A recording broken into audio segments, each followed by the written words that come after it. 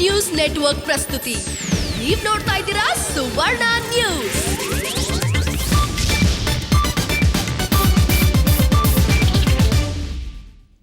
ನಮಸ್ಕಾರ, ಸುವರ್ಣ ನ್ಯೂಸ್ಗೆ ಸ್ವಾಗತ. ನಾನು ಸೌಮ್ಯ. ಈಗ ಹೆಡ್ಲೈನ್ಸ್. ಸುರಸುಂದರಿಯಿಂದ ಬ್ಯಾಂಕ್ಗೆ ವಂಚನೆ. ನಟಿ ಲೀನಾ ಮಾರಿಯಾಳಿಂದ ಕೆನರಾ ಬ್ಯಾಂಕ್ಗೆ ಕೋಟಿ ನಾಮ. ದೆಹಲಿ ಪೊಲೀಸರಿಂದ ಖತರ್ನಾಕ್ ಮಳ್ಳಿಯ ಬಂಧನ. 9 ಐಷಾರಾಮಿ ಕಾರು ಜಪ್ತಿ.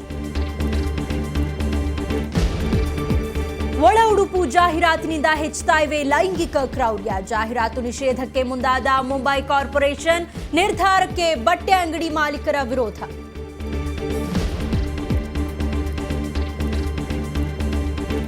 ಎಂಇಎಸ್ ಶಾಸಕರಿಂದ ಮರಾಠಿಯಲ್ಲಿ ಪ್ರಮಾಣ ವಚನ. ಖಮರುಲ್ ಇಸ್ಲಾಂ, ಅಶೋಕ್ ಖೇಣಿ ಇಂಗ್ಲಿಷ್ಗೆ ನಮನ. ಸಿಎಂ ಸಿದ್ದು ಸೇರಿದಂತೆ ಎಲ್ಲರ ಮೌನ. ರಾಜ್ಯದ ಹಲವೆಡೆ ಕನ್ನಡ ಪರ ಸಂಘಟನೆಯ ಆಕ್ರೋಶ. ಒಂದೆಡೆ ಶಾಸಕರಾಗಿ ಪ್ರಮಾಣ ವಚನ, ಮತ್ತೊಂದೆಡೆ ಹುಟ್ಟುಹಬ್ಬದ ಹರ್ಷ. ಮಂಡ್ಯದ ಗಂಡು ಅಂಬಿಗೆ ಡಬಲ್ ಸಂಭ್ರಮ. ಅಲುಗಾಡ್ತಾ ಇದೆ ಬಿಸಿಸಿಐ ಅಧ್ಯಕ್ಷ ಕುರ್ಚಿ. ರಾಜೀನಾಮೆ ನೀಡಲು ಕ್ರೀಡಾ ಸಚಿವಾಲಯ ಆಗ್ರಹ.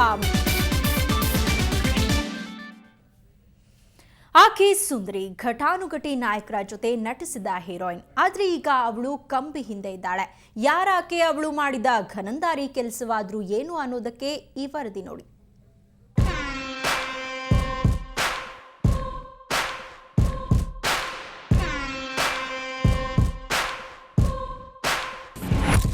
ಬ್ಯಾಂಕ್ಗೆ ವಂಚನೆ ಪ್ರಕರಣದಲ್ಲಿ ನಟಿ ಲೀನಾ. ದೆಹಲಿ ಪೊಲೀಸರಿಂದ ಕಳ್ಳಿ ನಟಿಯ ಬಂಧನ.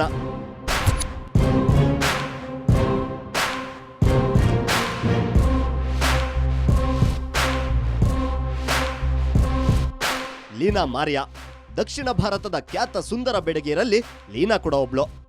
ಆದ್ರೆ ಬಣ್ಣ ಹಚ್ಚಿ ಮಿಂಚುತ್ತಿದ್ದ ಈ ಬೆಡಗಿ ಬ್ಯಾಂಕ್ಗೆ ವಂಚನೆ ಮಾಡಿದ ಪ್ರಕರಣದಲ್ಲಿ ಸಿಲುಕಿದ್ದಾಳೆ.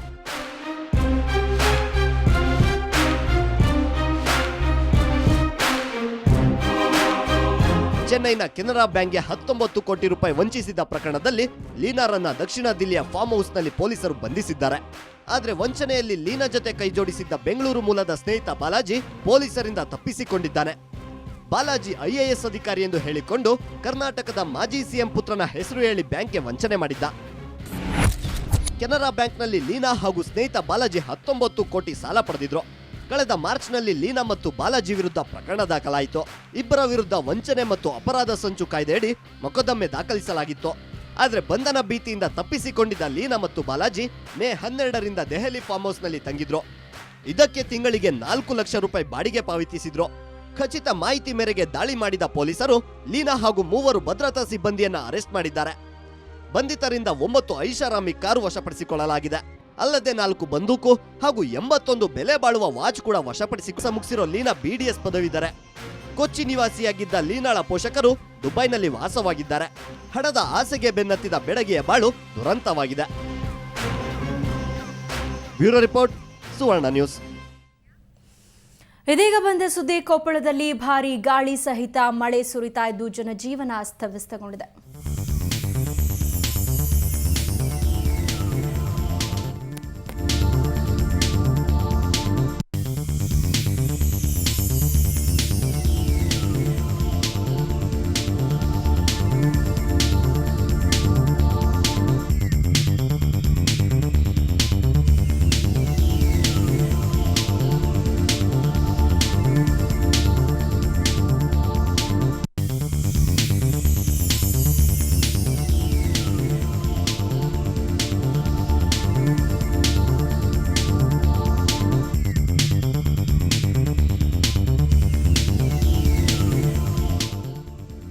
ಇವಾಗ ಮತ್ತಷ್ಟು ಮಾಹಿತಿ ಪಡೆಯೋಣ. ನಮ್ಮ ಪ್ರತಿನಿಧಿ ದೊಡ್ಡೇಶ್ ಇಲಿಗಾರ್ ಇದೀಗ ನಮ್ಮ ಜೊತೆ ದೂರವಾಣಿ ಸಂಪರ್ಕದಲ್ಲಿದ್ದಾರೆ. ದೊಡ್ಡೇಶ್, ಮಳೆ ಗಾಳಿಯಿಂದಾಗಿ ಕೊಪ್ಪಳದ ಜನಜೀವನ ಯಾವ ರೀತಿ ಇದೆ? ಇವಾಗ ಸುಮಾರು ಎಷ್ಟೊತ್ತಿಂದ ಮಳೆ ಸುರಿತಾ ಇದೆ?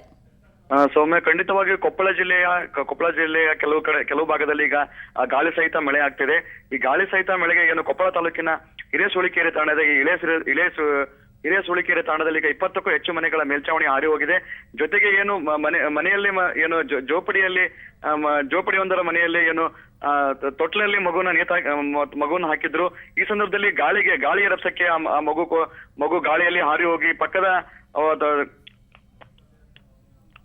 ಪಕ್ಕದ ಮುಳ್ಳುಕಂಟಿಯಲ್ಲಿ ಆ ಮಗು ಬಿದ್ದಿದ್ದರಿಂದ ಆ ಮಗುವಿನ ಕೈ ಈಗ ಫ್ರಾಕ್ಚರ್ ಆಗಿದೆ ಅಂತ ಹೇಳಿ ಈಗ ಮಾಹಿತಿ ಬಂದಿದೆ. ಅದೃಷ್ಟವಶಾತ್ ಏನಂತ ಹೇಳಿದ್ರೆ ಗ್ರಾಮದಲ್ಲಿ ಆತಂಕದ ವಾತಾವರಣ ನಿರ್ಮಾಣ ಆಗಿತ್ತು. ಯಾಕಂತ ಹೇಳಿದ್ರೆ ಗಾಳಿಯಲ್ಲಿ ಎಲ್ಲೋ ಮಗು ಹಾರಿ ಹೋಗಿದೆ. ಹೀಗಾಗಿ 1 ಗಂಟೆಗೂ ಹೆಚ್ಚು ಕಾಲ ಗ್ರಾಮಸ್ಥರು ಆತಂಕದಲ್ಲಿದ್ದರು. ಆದ್ರೆ ಅದೃಷ್ಟವಶಾತ್ ಏನು ಮಗು ಸಿಕ್ಕಂತ ಇದೀಗ ಗ್ರಾಮಸ್ಥರು ನಿಟ್ಟುಸಿರು ಬಿಟ್ಟಿದ್ದಾರೆ. ಆದ್ರೆ ಸದ್ಯ ಗ್ರಾಮದಲ್ಲಿ ಏನು ಹಿರೇಸುಳಿಕೇರಿ ಗ್ರಾಮದಲ್ಲಿ ಈಗ ವಿದ್ಯುತ್ ಸಂಪರ್ಕ ಸಂಪೂರ್ಣವಾಗಿ ಸ್ಥಗಿತವಾಗಿದೆ. ಜೊತೆಗೇನು ಅವರು ಗ್ರಾಮದಲ್ಲಿ ಕೂಡ ಪ್ರತಿಯೊಂದು ಮನೆಯಲ್ಲೂ ಕೂಡ ಕತ್ತಲಾವರಿಸೋದ್ರಿಂದ ಮನೆಯಲ್ಲಿ ಏನಾಗಿದೆ ಅನ್ನೋ ಒಂದು ಆತಂಕದಲ್ಲಿ ಈಗ ಪ್ರತಿಯೊಂದು ಮನೆಯವರು ಇದ್ದಾರೆ. ಸೌಮ್ಯ, ಓಕೆ ದೊಡ್ಡೇಶ್, ಮತ್ತೆ ಏನೆಲ್ಲ ಪ್ರಾಬ್ಲಮ್ಗಳಾಗಿದೆ ಅಲ್ಲಿ? ಸದ್ಯಕ್ಕೆ ಬಂದಿರೋ ಮಾಹಿತಿ ಪ್ರಕಾರ ಈಗ ಹಿರೇಸುಳಿ ಕೇರಿ ತಾಣದ ಸಮಸ್ಯೆ ಮಾತ್ರ ಗೊತ್ತಾಗಿದೆ. ಆದ್ರೆ ಇನ್ನೂ ಬರ್ತಾ ಜಿಲ್ಲೆಯಲ್ಲಿ ಮಳೆ ಬಹಳ ಅವಾಂತರ ಸೃಷ್ಟಿ ಮಾಡುವ ಎಲ್ಲಾ ಸಾಧ್ಯತೆಗಳು ಕೂಡ ಇವೆ ಸೌಮ್ಯ. ಆದ್ರೆ ಇನ್ನು ನಂತರ ಯಾವ ಹಳ್ಳಿಯಲ್ಲಿ ಏನೇನು ಸಮಸ್ಯೆ ಆಗಿದೆ ಅಂತ ಹೇಳಿ ಸೌಮ್ಯ. ಓಕೆ ದೊಡ್ಡೇಶ್, ಈಗಾಗಲೇ 20 ಮನೆಗಳ ಮೇಲ್ಛಾವಣಿ ಹಾರ್ ಹೋಗಿದೆ ಅಂತ ಹೇಳಿದ್ರಿ. ಸೊ ಆ ಜನಗಳೆಲ್ಲ ಎಲ್ಲ ಆಶ್ರಯ ಪಡೆದಿದ್ದಾರೆ? ಮಳೆ ಪ್ರಮಾಣ ಜಾಸ್ತಿ ಆಗ್ತಾನೆ ಇದೆಯಾ ಅಥವಾ ಏನಾದ್ರೂ ಕಮ್ಮಿ ಆಗಿದೆಯಾ ಇವಾಗ, ಹೇಗೆ? ಸದ್ಯಕ್ಕೆ ಮಳೆ ಏನು ಹೆಚ್ಚಿಗೂ ಆಗಿಲ್ಲ, ಜೊತೆಗೆ ಕಡಿಮೆ ಆಗಿಲ್ಲ, ಯಥಾಸ್ಥಿತಿ ಮಳೆ ಮುಂದುವರೆದಿದೆ. ಆದ್ರೆ ಅದೃಷ್ಟ ಏನಂತ ಹೇಳಿದ್ರೆ ತಮ್ಮ ಗ್ರಾಮದಲ್ಲಿರ್ತಕ್ಕಂಥ ಸದ್ಯದಲ್ಲಿ ಪ್ರಾಥಮಿಕ ಶಾಲೆಯೊಂದರಲ್ಲಿ ಆ ಜನರೆಲ್ಲ ಈಗ ವಾಸ್ತವ್ಯನ ಹೂಡ್ತಾ ಇದ್ದಾರೆ. ನಂತರ ಬೆಳಕಾದ ನಂತರ ಅಷ್ಟೇ ತಾವು ಎಲ್ಲಿಗೆ ಹೋಗ್ಬೇಕು, ಜೊತೆಗೆ ಸರ್ಕಾರ ಅಧಿಕಾರಿಗಳು ಬಂದ ನಂತರ ಅವ್ರಿಗೆ ಯಾವ ರೀತಿಯಂತ ಸೌಲಭ್ಯಗಳನ್ನ ಒದಗಿಸ್ತಾರೆ ಅನ್ನೋದು ಈಗ ನೋಡ್ಬೇಕಾಗಿದೆ ಸೌಮ್ಯ. ಓಕೆ, ಧನ್ಯವಾದ ದೊಡ್ಡೇಶ್ ತಮ್ಮೆಲ್ಲ ಮಾಹಿತಿ.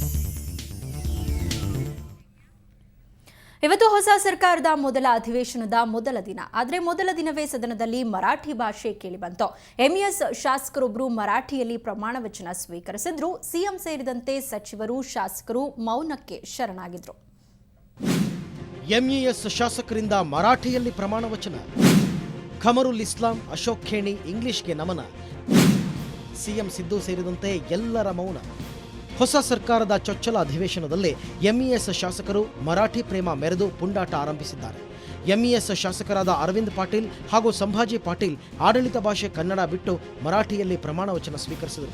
संभाजी लक्ष्मण पाटील विधानसभेचा सदस्य म्हणून निवडून आलो असल्याने ईश्वर साख शपथ घेतो. भारताची सार्वभौमता व एकात्मता उन्नत राखीन आणि आता जे कर्तव्य मी हाती घेणार आहे ते निष्ठापूर्वक पार पडेल. ಇದಕ್ಕೆ ಸಚಿವ ಟಿಬಿ ಜಯಚಂದ್ರ ಹಾಗೂ ಶಾಸಕ ಬಸವರಾಜ ರಾಯರೆಡ್ಡಿ ಆಕ್ಷೇಪ ವ್ಯಕ್ತಪಡಿಸಿದರು.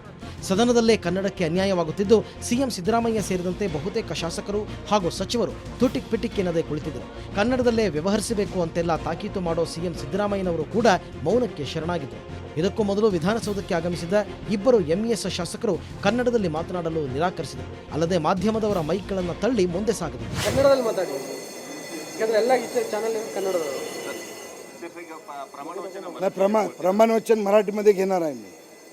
माझी मातृभाषा मराठी असल्या कारणानं प्रमाणपत्र मराठीमध्ये मी घेणार आहे. ಆಯಿತು, ಆಮೇಲೆ ನೀವು ಆಯಿತು, ಆಮೇಲೆ ನೀವು ಪರ್ಸನಲ್ ಆಗಿ ಭೇಟಿಯಾಗ್ರಿ. ಆಯಿತು, ಆಮೇಲೆ ನೀವು ಪರ್ಸನಲ್ ಆಗಿ ಭೇಟಿಯಾಗ್ರಿ. ಒಳ್ಳೆ ಮಾತಾಡ್ತೀನಿ. ಮರಾಠಿ ಶಾಸಕರ ಕಥೆ ಹೀಗಾದರೆ ಸಚಿವ ಮಹಾಶಯರಾದ ಖಮರುಲ್ ಇಸ್ಲಾಂ ಸೇರಿದಂತೆ ಇಬ್ಬರು ಶಾಸಕರು ಇಂಗ್ಲಿಷ್ನಲ್ಲಿ ಪ್ರಮಾಣ ವಚನ ಸ್ವೀಕರಿಸಿ ಸದನಕ್ಕೆ ಅಗೌರವ ತೋರಿದರು. ಬೆಳಗಾವಿ ಗ್ರಾಮೀಣ ಶಾಸಕ ಸಂಜಯ್ ಪಾಟೀಲ್ ಹಾಗೂ ಬೀದರ್ ನಗರ ಶಾಸಕ ಅಶೋಕ್ ಖೇಣಿ ಇಂಗ್ಲಿಷ್ಗೆ ನಮೋ ಎಂದರು.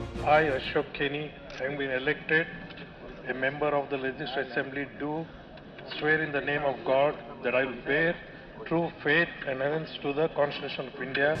ಒಟ್ನಲ್ಲಿ ಹೊಸ ಸರ್ಕಾರದ ಮೊದಲ ಅಧಿವೇಶನದಲ್ಲೇ ಸದನದಲ್ಲಿ ಕನ್ನಡಕ್ಕೆ ಅಗೌರವ ತೋರಲಾಗಿದೆ. ಇನ್ನು ಮುಂದಾದರೂ ಸದನದಲ್ಲಿ ಸಂಪೂರ್ಣವಾಗಿ ಕನ್ನಡದ ಕಹಳೆ ಮೊಳಗಬೇಕಾಗಿದೆ.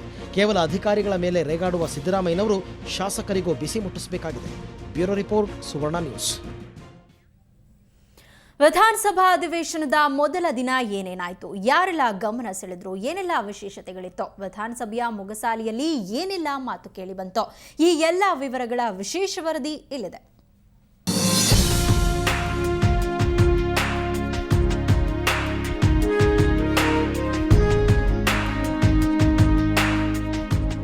ರಾಜ್ಯದ 14ನೇ ವಿಧಾನಸಭಾ ಅಧಿವೇಶನದ ಮೊದಲ ದಿನ ಪ್ರಮಾಣ ವಚನಕ್ಕೆ ಮೀಸಲಾಗಿತ್ತು.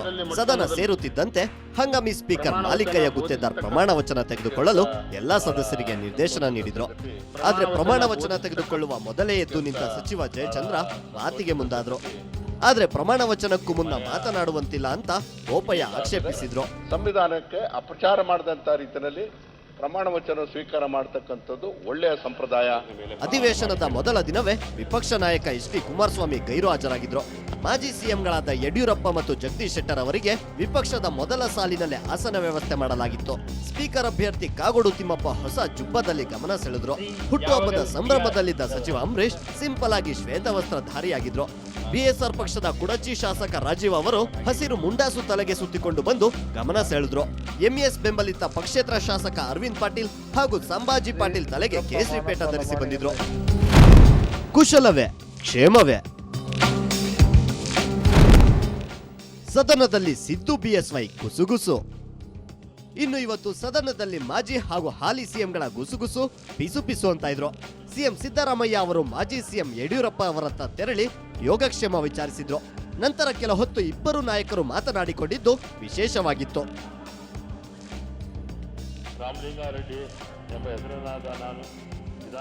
ಇನ್ನು ಸಿದ್ದರಾಮಯ್ಯನವರಿಗೆ ಇವತ್ತು ನಿದ್ರಾದೇವಿ ಆವರಿಸಿದಂತಿತ್ತು. ಪಾಪ ಸದನದಲ್ಲಿ ಕೂತಲ್ಲಿಯೇ ತೂಕಡಿಸುತ್ತಿದ್ರು.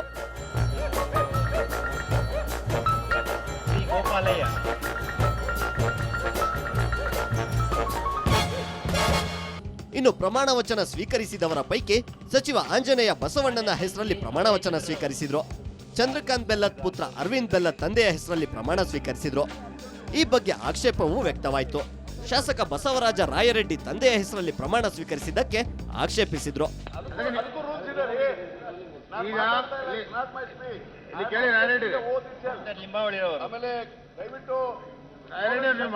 ಮಾತಾಡಕ ಅವಕಾಶ ಇಲ್ಲ.